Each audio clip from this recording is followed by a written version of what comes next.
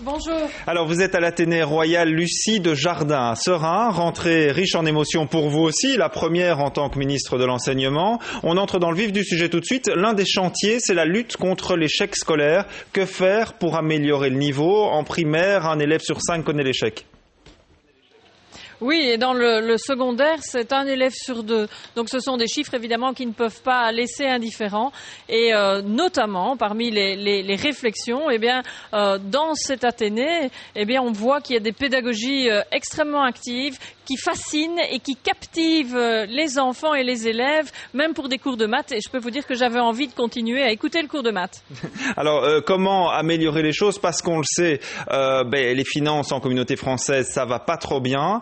Vous avez annoncé ce matin ne pas vouloir toucher au salaire des enseignants, au nombre de professeurs. Comment faire mieux avec moins?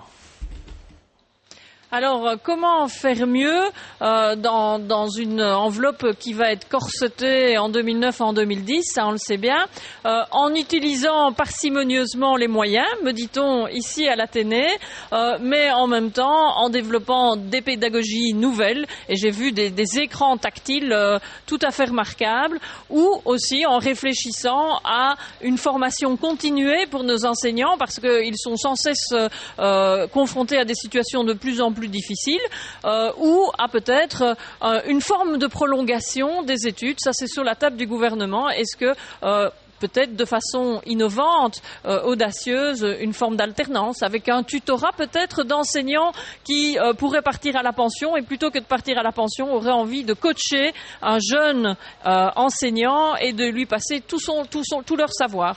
À propos des chantiers, on parle aussi souvent de l'état des bâtiments. Visiblement, vous êtes dans une école où tout se passe bien, mais à beaucoup d'endroits, les bâtiments sont vétustes. Est-ce que rénover, ce sera possible ?